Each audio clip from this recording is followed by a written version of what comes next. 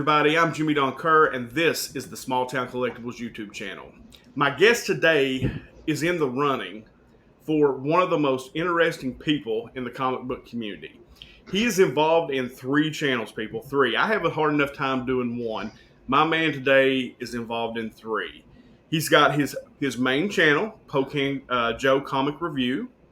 He's got his how-to channel, we'll call it, which is the Evil Layer Projects and Builds. And he's involved in the channel Blasting and not Styling, Blasting and Stashing, where they tell you, do they blast it or do you stash it? It's incredibly interesting. So everybody join me in welcoming to 10 Questions, Pocan Joe. Thank you for having me.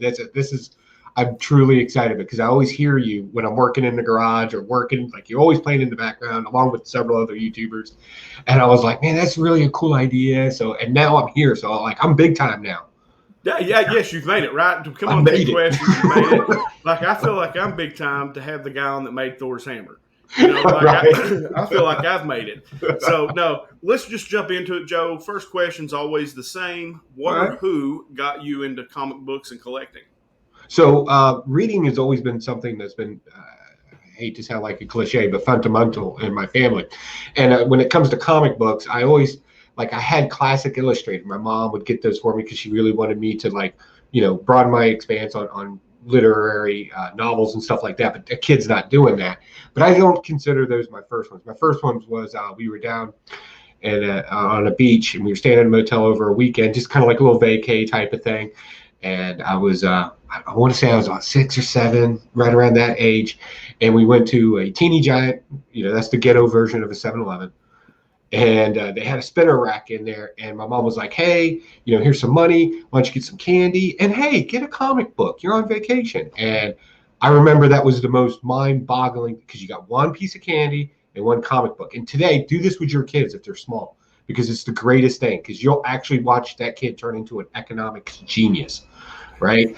How big of a candy or how much candy can you get and still get, 1 or 2 comic books, and they will sit there and figure that out. And I'll never forget it. It was Peter Porker, Spectacular Spider-Ham comic book that I got because that intrigued me because I knew what Spider-Man was. And I was like, oh, and there's a pig, right?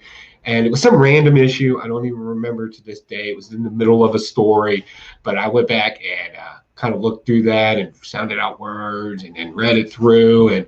And then immediately, it got rolled up, thrown in the back pocket, and I'm on a bike. So I would have to say it would have been my mother. My mother was more the reading and arts and stuff like that, and my dad was more scientific minded and math and things along those. So but he even enjoyed the fact of me reading a comic book because of the stuff that was in it that today I'm still absolutely enthralled by.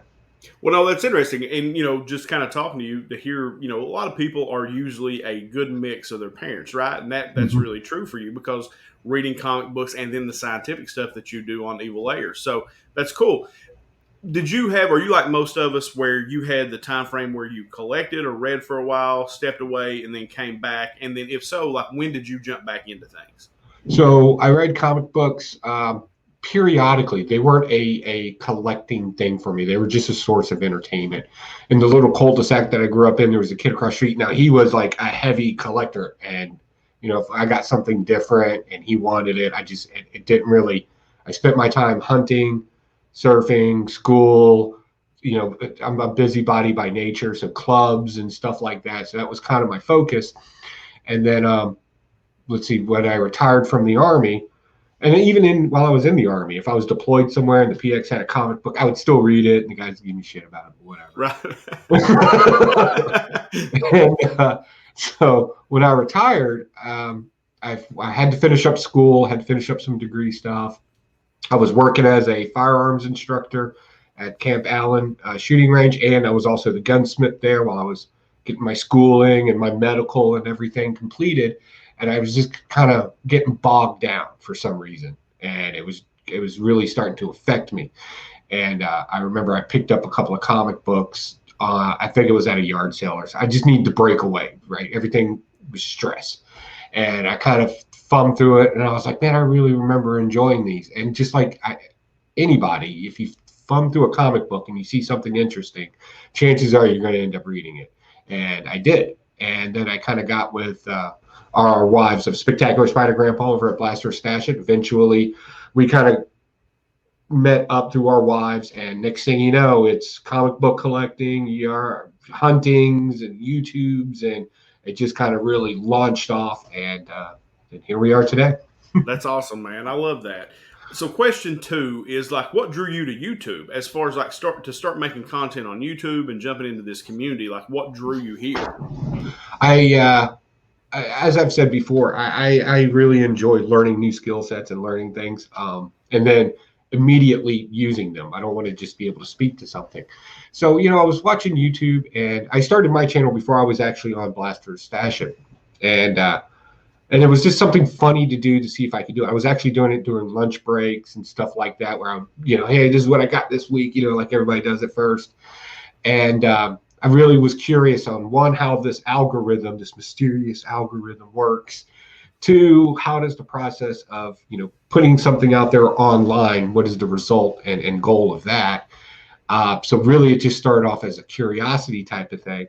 And I'm still learning today. Like, I've just recently started getting better at editing and inlaying music and what to speed up and what to edit out.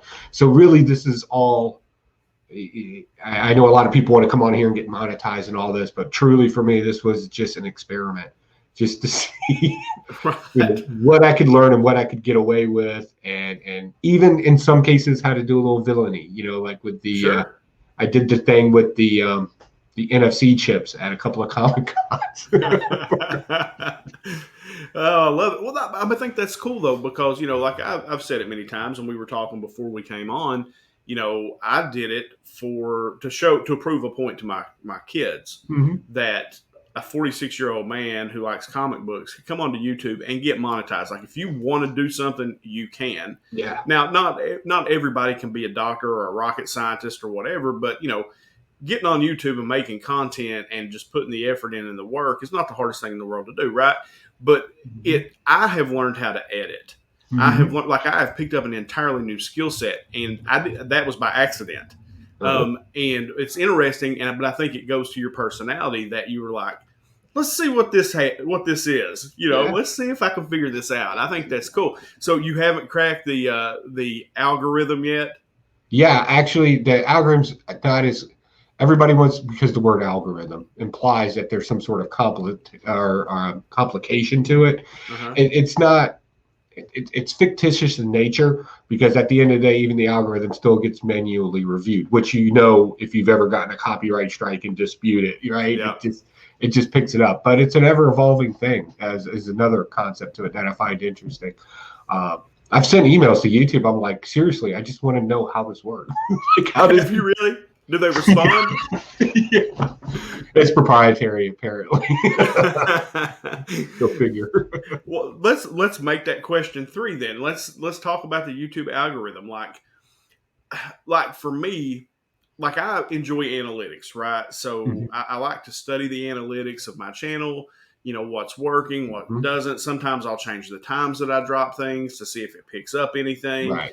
Let's talk about what you've learned outside of kind of specifics into, is there any certain things that you do on your channel to try to get views up or to try to, get things out there? Well, the best thing to always do is just be yourself, because that's right. You're building a tribe and you want people to return. I know YouTubers that have bought views and stuff like that through Sprizzy or Frame State or something like that, and then immediately you'll notice when somebody buys something, it will start dropping 10 to 20 each day if they bought it. And the reason why is because the algorithm catches a numeric code into it for a farm. And that's really what they're coming from. They're coming from a farm, right? A data farm. And it catches the codes and it starts dropping them because there's no views on top of it. There is a way to kind of cheat that too and kind of fool YouTube. But the greatest thing you could possibly do, right, is evil layer projects, something that I learned from an actual, the local filming studio here. The best way, right, longer videos, longer time to watch. Not people generally skip through a video or catch a few minutes of it, but longer videos generally work better for you. That's why all my videos are, at that 20-minute mark, 20 minutes or slightly less. Those videos tend to do a little bit better. Also, farming your own videos out, clips to your videos onto social medias often works too. And you've seen it on like Facebook. You're scrolling through and you see the vines. Mm-hmm. Well, you get hits for that as well, right? It's only a couple of seconds, but you still get hits for that. Also, if you're sharing on multiple social media platforms your videos, there's actually a code, and I didn't bring it with me, that you can put onto the link as an addition. So when somebody sees it and clicks on it, it immediately asks them to watch the video if you don't mind subscribing. And that works because that's what we did on the NFC chips. And obviously it worked too well. So understand this, that the views and the subscription base on the Evil Air project, that is completely fictitious. That was an experiment that went awry. So, I mean, they're real people, but I kind of just hacked the phones at that point, and it just kind of snowballed out of control. That's crazy. All right. So, like, one of the things that I try to focus on myself as far as my channel is concerned is I agree with what you say. I try to make videos, and that's why I study the analytics so much, is I try to make videos that people will watch, right? And I'm not as concerned with views themselves as I am with watch time. Right. Like, I really concentrate on watch time. I want a certain amount of watch time. I try to, because it tracks all that, I try to see where it works. There's even like where are spikes and, dips in your videos. You can check all that.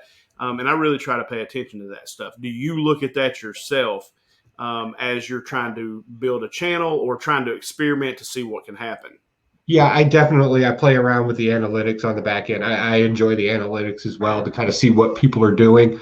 Now, I don't mess too much, and that's why the Evil Air Project Builds channel exists.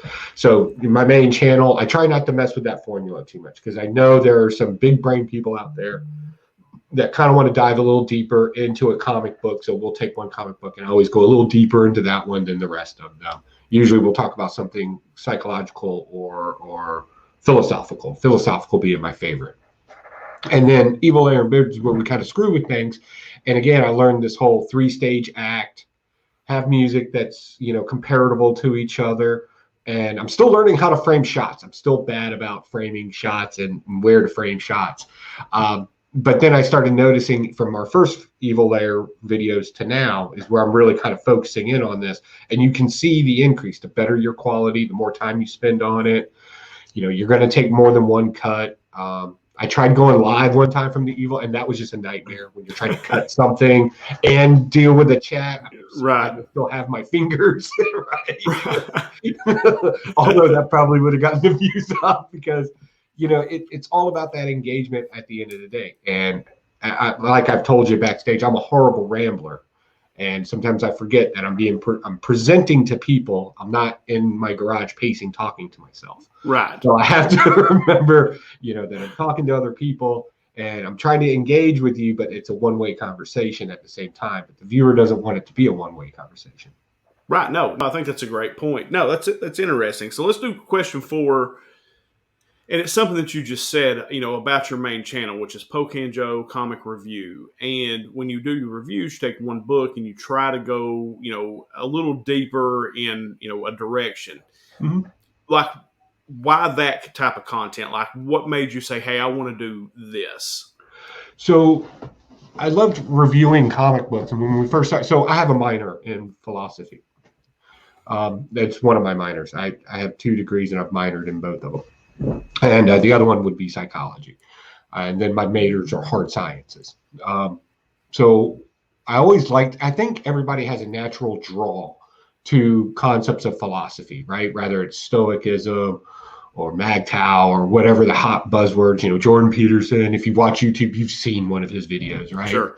And it dawned on me that when you read a comic book, everything that man is saying and everything these people are implying is literally in a 3-stage act. If it's an arc, it's literally right there.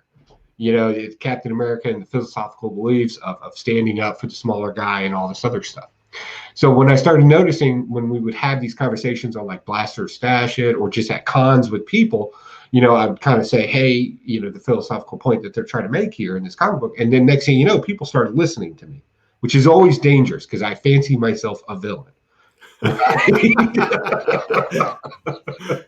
So, and then this kind of game started playing. I was like, okay, well, if you're disagreeing with me, what philosophy do you think's going on here? I mean, every story has a point to it. If it doesn't, we wouldn't be reading it, right? Sure. There's nothing there. What I don't find interesting, and I always point out, is empty phrasing, current buzzwords that have no real meaning behind them, and just lack of ethics. You can tell if a writer has a lack of ethics by what they're putting forward into a story. And I call that out because I don't find that to be interesting. And I noticed when I first started doing YouTube, nobody would say anything bad about a comic book. Apparently, every comic book that came out when I first started on YouTube was brilliantly written. And I was like, that's garbage. I read that book. There's literally words misspelled in it. So I kind of got out there and I was like, you know what? No. Yeah. And everybody was kind of following the same formula at the time where it was, you don't say anything bad, everything's great. And I was like, no, this is just, especially when you're promoting fallacies, like there's 7 hard fallacies. And if you're promoting those as an actual good thing, that's ignorance. And I refuse to let ignorance spread. Interesting. That's interesting. So, like, from the time that you started doing your channel, like, doing the review, has it changed much? Did you kind of start there, or did it grow into that? So when I first started, the first couple of videos that I would do from lunch was just me, hey, I buy comic books and I kind of read them and these are my thoughts on them. And then one day I went on a rant, and it was when that new Captain America came out with Condoleezza Coates writing it. Mm-hmm. And it's just an absolute fallacy and horribly written. And I'm not a fan of Condoleezza Coates. Nothing against the guy. I'm sure he's a great guy in person. But I thought he took something that was iconic and did everything he could to minimalize it in any way, shape, or form and highlight things that don't matter. And so I started calling it, and people responded to that. Both good and bad, which, by the way, in the algorithm, it's all good. Yeah, that's right. It's all good, right? Yeah. Well, I mean, it's like you said, not everything that we do is great. Right. It's nice to see the thumbs up, but I'm one that likes constructive criticism, right? Like, I'm a big boy. I can take it. Yeah. I like some constructive criticism. Now, you said there are 7 fallacies. Right. There's 7 hard psychological fallacies. Can you tell me what those are? So I can give you more of an example I think would make more sense because the words are still very hard in Latin. So let's say you want to give a perspective on somebody else's abilities, but you have those same problems, right? Some people would call this hypocrisy, right? It's a fallacy. Another one is, of course, assumption that you're the center of any type of group or community at any point whatsoever. Rewards are the hardest one, right? You've done something, right? And there's an expectation of an award for it. So you woke up this morning, you saw some trash in a public street, you picked it up, and then a cop gives you a ticket, and you're like, but I did this thing over here. That's a hard fallacy. And that is probably the most common one out there. These fallacies, by the way, are things that you experience all the time at some point or another. It's mostly environmental and social. Another one would be the expectation of wealth because you work hard, or any reward because you work hard. So you work at a job for 20 years and they're like, congratulations, you're retired, here's your retirement check, and you thought there would be more, right? Right. Fallacies are always based off of awards versus outcome. Let's see, let me think real quick. Another one, that your religious deity actually cares about you. That's hard, right? Because if you're a person of faith, right, the expectation that is there. But then again, we live in a world with there's many deities and many different beliefs and many different faiths, right? So again, there's still that reward thing that goes on there. It's not to say don't be faithful. I need to be clear on that. I think faith is a beautiful thing. Hope and faith are the strongest 2 attributes of being a human. But to assume that yours is right versus over somebody else's to the point of genocide, that's a fallacy. Absolutely. No, that makes sense.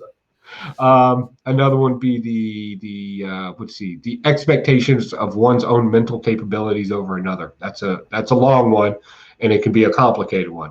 So you're a doctor and you're talking to a mechanic and you blow off the mechanic because he's a mechanic and you're a doctor, right? Status, right? Yeah.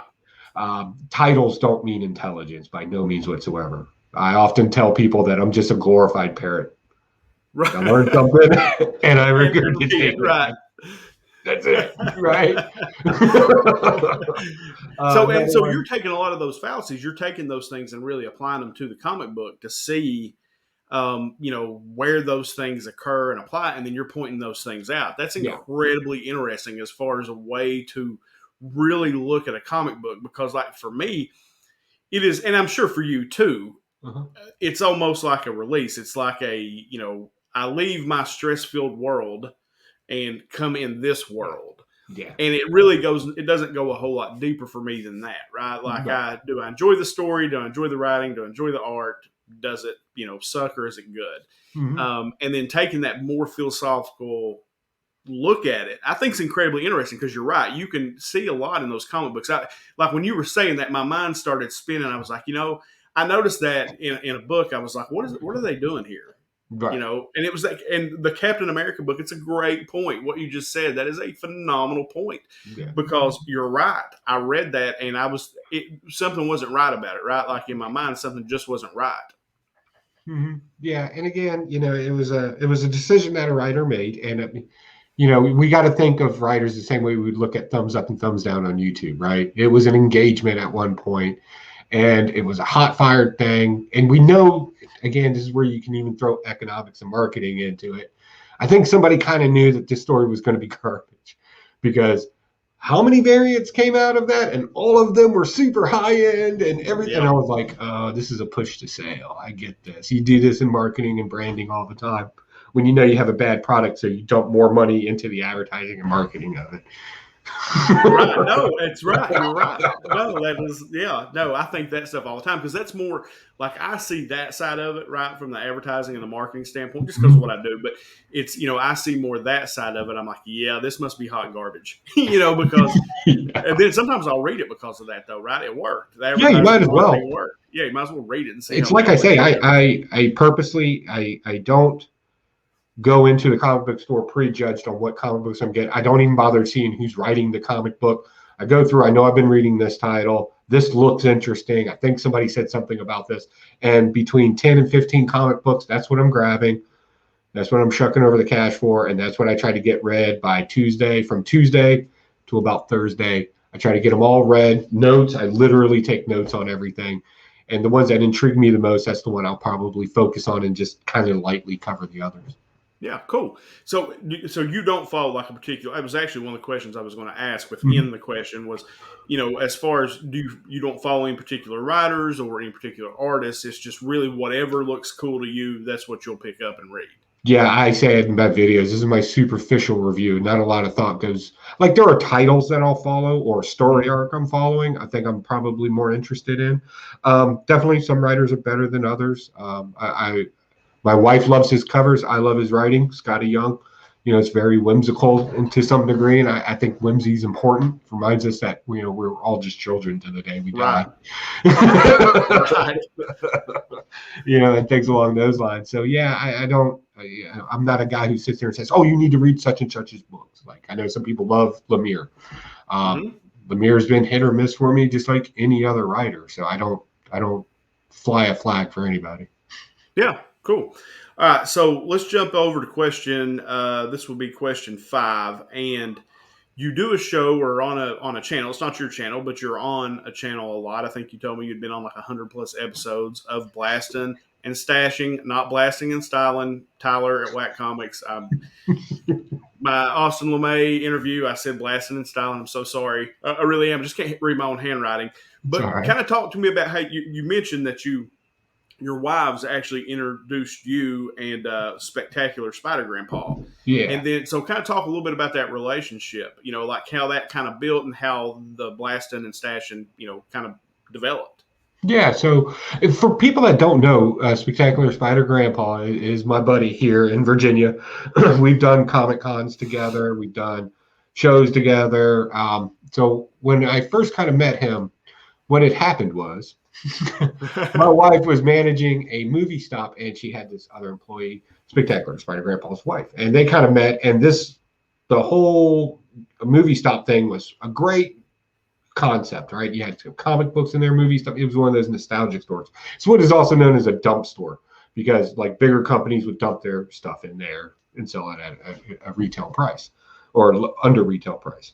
So, and I was kind of starting to get more and more into the nerd stuff. And eventually we all went out to dinner one night, and I was talking to him because he told me he had a YouTube channel, and I found this fascinating. I wasn't on YouTube yet. So of course I engaged him. And next thing you know, it came to, hey, Dallas Comic Con Expo is going to be happening. Maybe we should all just go down together. We're getting to that age, that old folks age where you take vacations with other old folks. Let's go. And I was like, all right. So, I kind of went down there. And again, I wasn't like in the thing yet, right? I was just kind of just a passerby or watcher type of thing. And then I saw some things that I remember from like the 80s and G.I. Joe's. And it really kind of hit on me that I'm really kind of enjoying this. And Mike was there. Spectacular Spider Grandpa was there with the Blaster Stash It guys. This is when Huey, Drew Manchu, and him were kind of running the show, and Midwest Comic Guy. And so they were sitting there doing their stuff, and I would kind of watch, and I was like, does not seem as complicated as I thought. This seems really, kind of on the spot, flick the phone open, do your thing, right? And I was like, I'm pretty good on the spot. So I remember kind of keeping that. So over the next few days, I kind of got back into comic books. I bought a bunch of comic books there, started reading through them. And that's where it just kind of took over at that point. I remember, the nostalgic pill, memory pills, as I call them, right? The memory pills started Absolutely. setting in. And I was like, man, I really enjoyed this stuff. And I was like, what's the difference? I'm reading, like every year I read the Odyssey. Every year I read, something Athenian or something along those. I'm a vivacious reader. I can get 10 times the amount of reading done with comic books because I can blow through them pretty quickly. And then from there, I just asked for some more advice from other YouTubers out there. And then immediately, my first subscriber was Spectacular Spider Grandpa and Huey and all the guys from the Blaster Stash It community. And then they would promote me. And I was like, well, that's super nice. Like, I didn't even ask for that. And then it just kind of snowballed from there. And the next thing you know, somebody had to drop out of Blaster or Stash It, and I was invited to come on as sort of a test run, and then just kind of stayed on the show after that, and weekly reviews. We're taking a little bit of a break right now. We have some things we had to sort out. So the last 2 weeks we haven't had a show, but we're sorting some things out, and hopefully we'll come back with either a new format or some new ideas or something like that. And then next thing you know, we're making a cover. Like, figure that out. Like, right. Who does that? Well, one other question. Kind of tell people who don't know, like, what is the idea? Like, you're doing on your channel, you're doing a more philosophical, review of a particular book. Kind of talk a little bit about the concept behind, Blaster Stash. So Blaster Stash It, it's one thing to go on there and have your personal opinions about something, right? So what happens if you don't agree with another person, right? And that's what we do on Blaster Stash It. We're three people with three very different collecting styles, three very different beliefs in comic books of what makes a good story, what makes a bad story. And we hit it from different point of views as well, different perspectives.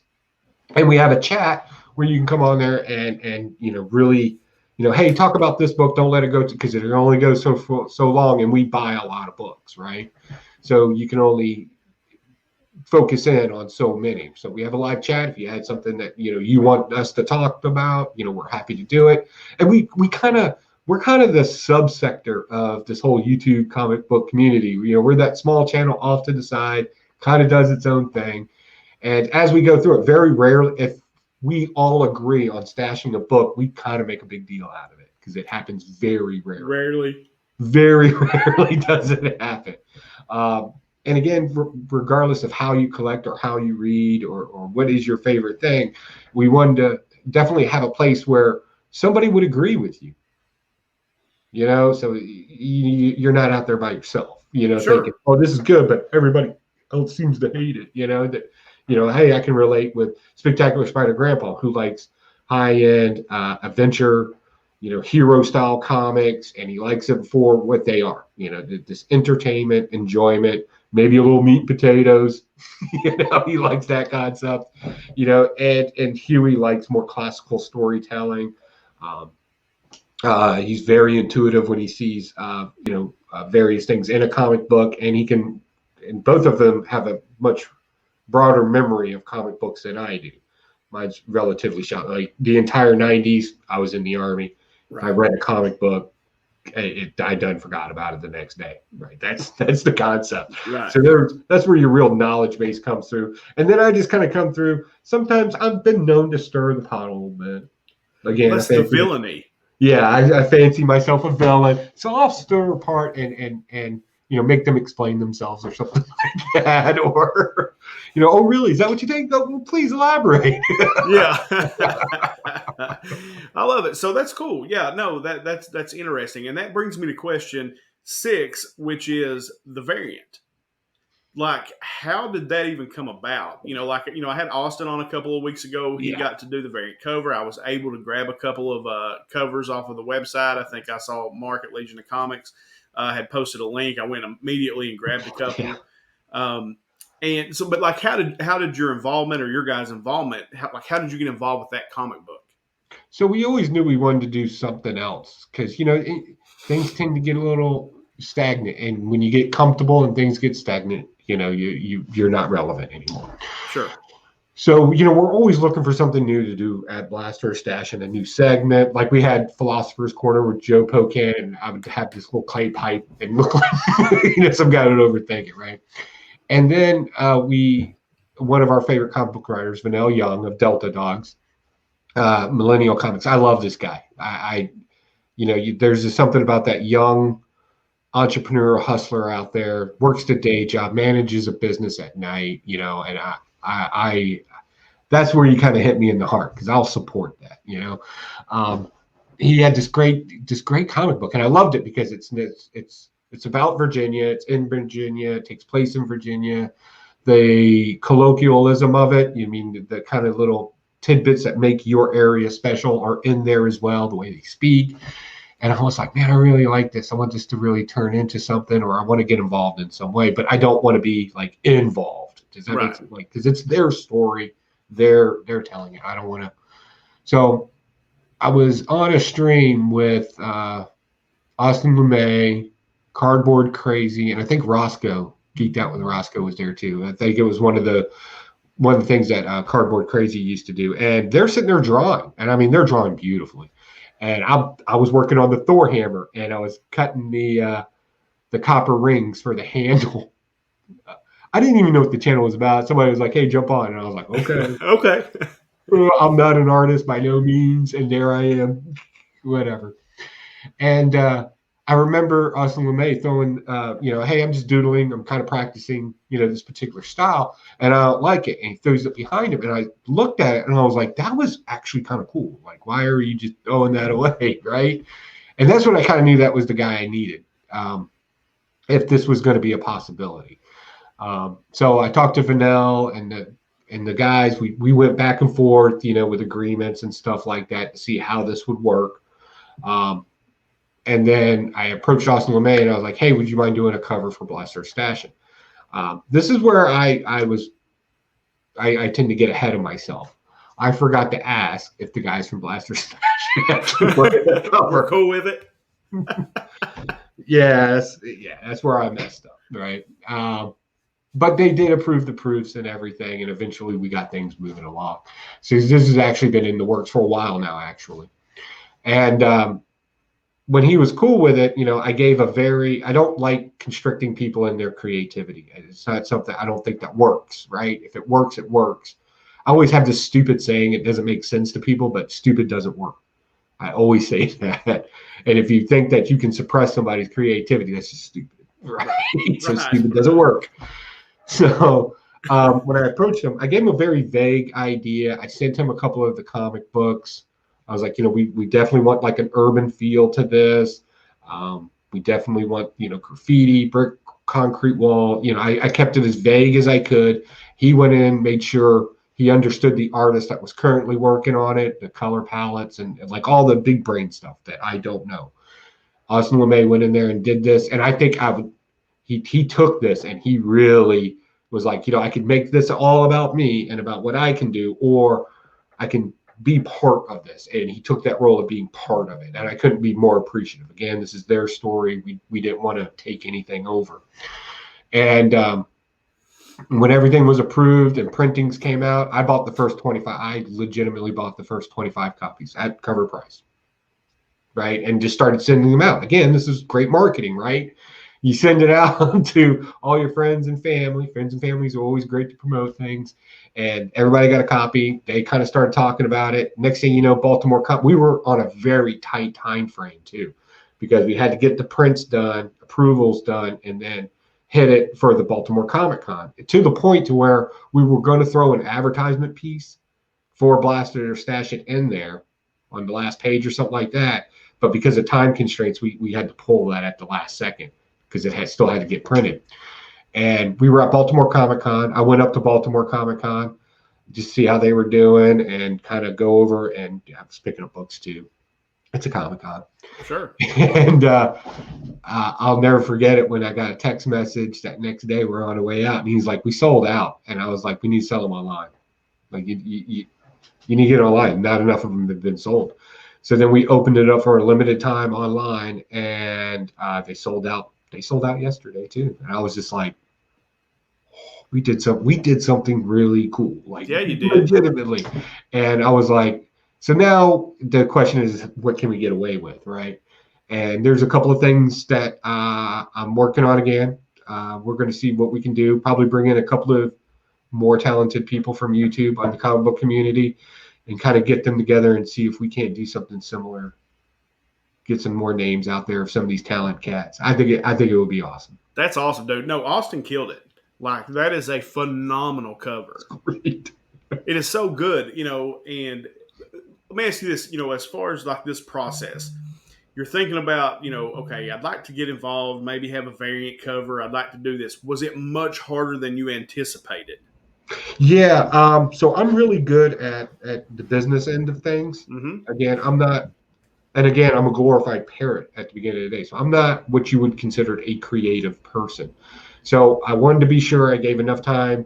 Well, everybody's worried about their baby, right? The Delta dog guys were like, I know Joey, he buys all my books, he refused them, he's always very polite, but do I want to get in bed with him, right? Like, that's always a thing. And even when Huey was down here and we met with Vanell and we all sat down and had lunch together and kind of discussed this concept and, blessed off on it, there's always some trepidation there. There's always worry whenever you make a product and you put it out there to the public. I think everybody compliments me too much on my role in all this. At the end of the day, I was nothing more than you're involved, signed a couple of checks. All right, make this look good. I got your approval. All right, let's make time frame. And making time frames is hard. Like, I get how comic books are printed now and made now, and it's actually quite. It's high pressure because it has to be out on this date at this time if you want this launch, and I'm not used to that. My think tank stuff, I can take up to a year to figure something out, and this all had to happen within less than 60 days. Wow. Well, I mean, but being a facilitator is hard. Yeah. It's like, producers on movies and things like that. You're essentially moving pieces around to try to fit the timeline. And that's a lot of what I do as far as, putting deals together. They're on certain time frames. Yeah. And you've got to check these boxes. And it's high pressure, man. It's high stress. Because if you don't hit the mark, then your deal doesn't close or your comic book doesn't come out when it's supposed to. And that's a tough deal. That's interesting. From that side of it. It was something, I interviewed Comic Tom, and he was talking a lot about that with those variant covers. Yeah. And, how hard it really was and how much work went into it. And he's dealing with like Marvel and DC and, and all these, big indie companies and how, what has to be approved and the whole processes and how stressful that truly is. So I was just interested on that side. But the other thing that it did for this company, I think, is there's a whole group of us who are now reading Delta Dogs. Yeah, right. And like I picked up as many as I could find. to read. And I grabbed a couple of Austin's covers, we'll send off to Austin, get him to sign and do his thing. So, it's just, I just think that's really cool that you got into it and you were able to facilitate it amongst some of the members of the community. Yeah. And, because Austin is so talented. He truly is. Yes. Yeah. So, all right, I want to get into question 7 because it's part of the reason that I asked you to come on was the Evil Lair projects and builds. All right. Like, my man built Thor's hammer, people. He also recently built for Nikki 9.5 like a prosthetic finger with all kinds of gadgets and toys.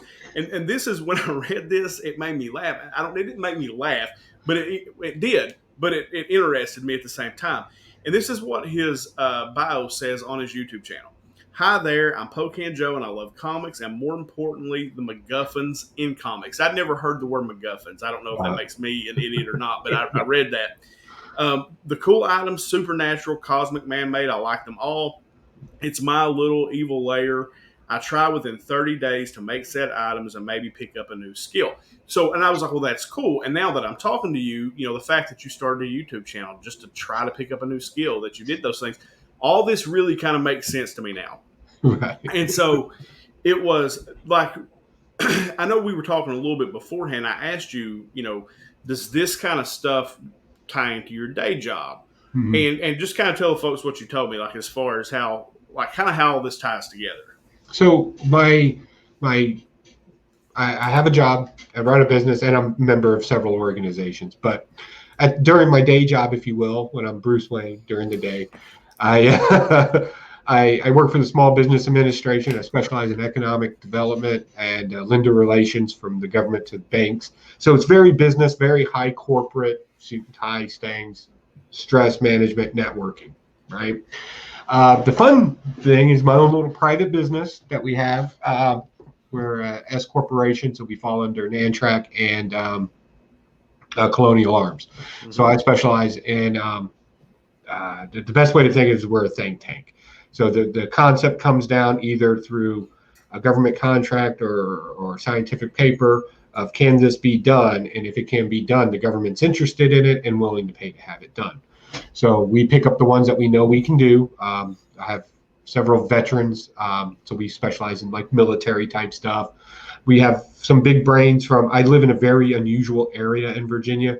I have all the resources I could ever want are right here as far as subject matter experts. I got NASA right down the road. I got Jefferson Laboratories that has a Hadron Collider, and those guys are always looking for things to do at night and, some income, right? So we took these on, and the first thing that we took on was when General Mathis came down with these, lighter, smarter forces, and using technology more in the military. And I've talked about this openly before. We made a bullet that you can track once it's entered something, and you can also get vitals from it. And this is huge amounts of data. We took this project on as a passion, me and these other veterans, because we understood what it was like to have a random gunner through a window and everybody shoots him and you don't know if the guy's down. Right. Or the stupid white pickup trucks in the Middle East with the mortars on the back of them. Where does it disappear to? So I've always believed problem solution equals opportunity. If there's a problem, you can provide some sort of solution or at least thought towards a solution. There's always that opportunity. So we did that. My degrees, I said I had hard science degrees. One's in engineering, mathematics, and the other one's structural engineering. So I'm a materials expert. I know what things. That's why you always hear me in the chats when somebody's talking about something. I'm like, well, the plastic of this thing is actually. Yeah, honestly, I was like, I heard you talking and I was like, who is this guy? That was when I first saw you. I was like, who is this? Yeah, so I'm a materials expert. I know the limitations and varies of materials and what they can be shaped and moved into, right? In other words, and I say this jokingly, but people are like, it's not rocket scientist. And I usually say, that's because rocket science is relatively easy. I love it. So, and the cool thing about this is we have a warehouse that has all these fancy tools and these fancy measuring instruments and all this fancy stuff. And making something in this beginning process is never the fun part, right? It's always getting, spending a year just for one test to go bad, right? Right? So I really wanted, and again, I love comic books. I love the stuff inside of comic books. I always point them out, especially if they're being symbolized. And then like DIY channels always pop up, and I'm like, they spend a lot of time explaining the thing and how it works. And I'm like, I already know. I just want to see you make it. Just make it. I don't need an explanation. And I was like, hey, look, there's a problem. Let me see if I can come up with a solution. So, outfitted the garage with some tools that we don't use at the warehouse anymore. Welders. I grew up blacksmithing. We've raised horses, so I grew up blacksmithing and a lot of reliance type stuff when you're raising horses. Worked in a barn, and I remember those being some of my favorite times. My dad, his friends, my friends, working on an old car or just figuring it out. Right. And so the concept, and you'll know when I'm in over my head because I usually am. If I'm in a live chat and I'm like, that sounds like a great idea. Let's try to make that. I have no idea at that point what I'm going to do. But we do know one thing: in 30 days, whenever I can get to it, whenever it's on the slot, because I got a lot of things on the slot now, it's probably going to get made. And in that, I'm figuring out how we're going to do it. Like the new project, we're going to make the Rocketeer's helmet, and we're going to use brazing techniques instead of just welding it. Yeah. Old school, just braise. I know how to weld, but I don't know how to braise. So I'm teaching myself to braise and then polish it to silver by using a brush technique, something interesting. Again, I filmed myself explaining this stuff and how it works and how it actually breaks down, but it never makes it to the actual YouTube part of it because now that 20-minute video is now turned into a 30-minute. Right. 3 songs, something fresh, something cool. Hey, look, boom, and then we just give it to somebody because my wife won't let me collect but so much stuff. See, I don't know, and I was telling Joe before we came on that, this, I knew Joe, I knew this, but I didn't really know about Evil Layer, right? Like I knew it was out there, but I'd never really watched it. And so I messaged Joe when we talked about him coming on here, and I said, hey, send me the link. And then I went to binge watching. And let me tell you what, the reason I kept watching it, my dad, we live in a place in Eastern Kentucky where coal mining is the industry, right? And it's a dying industry, but it was the industry for years and years and years, and the entire economy is built upon it. And our people were always, and the way I described it was modern day MacGyvers. Oh, yeah. They were doers, they were makers, because they would be 3 miles under a mountain mining coal. And if something breaks down, you got to figure it out. Yeah. Problem, solution. And so you got to figure it out. And these guys could rig up anything. I mean, it was amazing what my dad and my uncle and the guys that they hung around with could do. Like, I didn't get that at all. Like, I don't have that skill at all. But it was amazing what these guys could. I mean, they would haul tons of coal with a paper clip, a stick of bubble gum, and a roll of duct tape. Yeah, a roll of duct tape. It was just, it always blew my mind. And so I think that there's something attractive about your channel, about that type of DIY, and actually seeing somebody make it, and then to take that and apply it to comic books. The things that you see in comic books, I think is also, was that always the idea of Evil Layer, or was it? Yeah, the very first Evil Layer project, I saw something in a comic book, and it was brought out in another comic book channel, and it was reutilized in dark metal. And it was the Speed Force formula, right? Right. And he yelled the Speed Force formula and everything froze. Great philosophical point to it. Sometimes you just got to say something and slow down if you're super fast. Got the point. But then I started looking at the formula and I'm like, that's an algebraic problem. That's not a chemistry, or it's physics. That's algebraic. Why would that have to work with speed? And I kind of debunked it, right? And a lot of people just thought it was great. Especially, I promote on YouTube and everything simulcasted over to BitChute as well. Okay. And Minds, because I like Minds. If you're going to do something, might as well get max value out of it. Absolutely. So a lot of people responded to it, and that's what I was already thinking about doing things in the Evil Layer. And then we made the pop where I made Nordic gold. I actually melted 3 different types of metal, and we made and you'll notice, and this is what I'm proud of. The first video is absolute garbage as it goes through. The music's not that great. I think there's some horrible cut scenes. But then as we've progressed on, I've liked where it's going, and there's some ideas there to make it better as well. And who knows, maybe we'll even make a couple of things that these new YouTubers that are coming out there that maybe don't understand lighting, how to do, make your own lighting system cheap and on the fly. We can definitely play with concepts. So I always say, if you watch a video, even if you don't watch it all the way through, and you have an idea or you want to see something made or something kind of recognized, just drop it in the comment. Chances are it will make it. This Rocketeer helmet was literally just a passing conversation with somebody.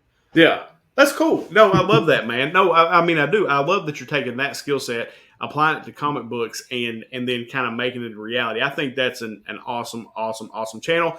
I don't know how many videos I watched last night. Like after the football game, I come home and I was telling my wife, she said, "What are you watching?" Because you're back there talking and doing your thing, and she's like, "What are you watching?" And I said, "Well, that's Joe." I said, "He's building," and I was at the time I was watching the Thor Hammer one, and she was like, "Oh my God, a different level of your nerdom." I was like, "Yes, like this is awesome," and so yeah, no, it was a lot of fun. All right, so let's jump over into question 8 because we've got a limited amount of time left here, and there's a couple things just really I kind of want to know about you. So, sure. Question 8 is: you mentioned that you read the Odyssey every year, that you read books, that you're a reader. Like, what are some of your favorite books? Like, I know obviously the Odyssey, but what are some of your other favorite books that you like to read? I like pretty much any story that takes the average man, right, and sticks him against the most unfair options out there, and somehow or another he has to figure out on the spot how to defeat that. Yeah, is the best way to describe it. The Odyssey being a perfect example. Anything Absolutely. where the MacGyver archetype kind of happens, the rogue scallion, the pirate, if you will, that does the good thing. These stories fascinate me more because it deals more with the individual's unknown potential that turns into ability to overcome even the gods, right? Right. And that's always a great. So Icarus is a great tale of that. Yeah. A lot of mythology stories are based off of this. Even so you're not Hercules. necessarily a Tom Clancy guy. It's more No. it's more that kind of stuff, like the mythology aspect. I think that's cool. Yeah. Well, and it also those two though, you can make a direct correlation in ways to comic books with those those particular books and the general idea. Yeah. And that's generally the thought to it, because you think about any story arc, major story arc that happens, right? It's constantly the heroes getting beaten down and then having to overcome for the final battle, right? And I think that's just that speaks loudly to individuals in any situation. You go through school, you're constantly under pressure. Next thing you know, is it college or a trade school? Is it a job? You're constantly getting pressured down. And the fact is when you're an adult, like being an adult, awesome, because I'm basically just a child. I just have more money now. That's right. Do whatever I want. That's facts. 100%. My wife tells me that every day. She said, "You are a 46-year-old child." Yeah, my wife says the same thing. Yes. She says it all the time. Because I do. Now I got money. That's why I told her, I got money now. I can do whatever I want to do. Yeah. And if you can't, you can always make it. Like, it's great because the grocery store that we shop at and the hardware store are right next to each other. So I'm like, okay, I pick up some tangerines, and then what toys am I going to buy today? No, absolutely. I had to go to I went somewhere yesterday. Everybody had deals going on. We were about to run out of paper. So I had to run out and get paper, right? Because it was just, that is never something that I do. And I'm not trying to say that anyway, but it's never something I do. So I had to run over to Walmart to pick up a ream of paper. While I'm there, I immediately go to the toy aisle and I walk out and I come back in with all these action figures. My secretary's like, "My God, who are you?" Because my wife said I'm not allowed to buy action figures because in a couple of videos you always see I destroy a superhero, right? As a joke. Wife said that's not a thing anymore because those things are like $5 a pop. And I'm walking out with 12 of them just to destroy them. Just to tear them up. No. I love it, man. All right, so question 9. Are you into music? Because obviously you're doing the different things in your videos, or what kind of music are you into? Yeah, that goes with pretty much anything. It's complicated. I don't think I can actually point at a particular genre and say that's my favorite, right? I grew up in a great time, 80s into the 90s, rap is about to pop off, music started changing. And then all of a sudden the 90s, they started colliding together, right? You got the hard rock and the rap hitting. Like, I don't care what anybody says, make fun of me if you want. I was a Limp Bizkit fan. I was Yeah. too, dude. Right. I was too. Seen them in concert like 3 times. Yeah, and music's very important to me because, again, it's that creative process that I know I have no musical talent. I often tell people I don't even listen to good music. I have no musical talent, but it's the music that keeps me motivated in the shop. You'll notice even when I'm speaking, I have to start playing my own playlist. That's why there's 3 playlists on Evil Lair, because copyright strikes, but I own the licensing to those, so I can play them in the background, not think about it, and just work. Right. And keep filming so you don't get interrupted, because it's a one-man show. Right. So yeah, when it comes to music, I can pretty much, I can't just think of one genre that I can point at. Like, there's even operas that come to Norfolk Scope, and I'm just like, oh, we got to go see that because it's a great story, it's great music, so anything powerful, motivating, gets you out of your head and lets you think beyond yourself is probably how I would describe music. No, you're right, and it's interesting that you said that because we're apparently about the same age. Because I grew up, hair metal. Then you roll into, you get Metallica comes, which is obviously my favorite band of all time. But then you get Nirvana, that whole, Seattle group, and like you said, rap was just starting to pop off with these young groups. And like, I'm a white kid living in the hills of Eastern Kentucky. There's not a black person inside of me, and I'm listening to NWA. Yeah, like Eazy-E, those groups that Ice Cube, Dr. Dre, like all that stuff, and to see that grow, we really did grow up. And I guess every generation probably thinks that about the music they, or about the music of the generation, but we really did grow up in a really cool generation of music. Very weird. Yeah. And especially when the 90s hit, like everything was about connecting, right? So rap and rock. And then, like, I know he's somebody you can make fun of, but Dave Matthews pops out of nowhere and adds tons of instruments back into music again. Yes. Where everybody was just doing a 4-chord possession or math stuff. Don't worry about it. But and I was even fortunate enough to be, and again, bucket list check, right? I want my obituary to take up 2 pages in the newspaper. I was actually on DJ Link's rap battle, and I was allowed to rap, and I saw it. Yeah. I never thought that would be something I would ever do. But you throw yourself out there, you put in, some decent effort and try to respond correctly. And, it's only good things can happen. That's cool, man. Yeah, no, I love it. Absolutely. All right. So question 10, last question. Do you collect anything else other than like comic books? Do you collect action figures, coins, just anything? Is there what else are you into? So, and this is snob Pocan. That's the best way to put it. I collect high-end watches. I love the concept of a watch and the gears and the elegance of it. That makes total sense. Yeah, I really like that. I like things that are mechanically efficient and adorned beautifully is the best way to describe that. So I have tons of challenge coins from my time in the military, and I have, wards and stuff like that. But if I was actually actively collecting something, like I'm always looking other than comic books again, and I believe I said this over at Hoarder's Hide interview. It's skill sets. Like the whole point of the Evil Lair is one, to let somebody, and this is sappy, right? So don't go get all emotional and cry. But one thing is that whatever's being made is being made for somebody. So for 30 days, there's legitimately somebody who's thinking about you, what you like, how does this work for you from a passive conversation. 2, skill set. I have to do something new to this, take it out of myself, because if I don't take it out of myself, then I'm just lazy, right? I'm doing what the brain does, relaxing. Right. So learn something new, even if it's something small, like the laser project. That was crazy, right? Definitely focus on the person, take a new skill set, make it difficult so somebody out there knows that somebody made this truly for me. Cool. Super evil. Super evil. Yeah, no, I love it, man.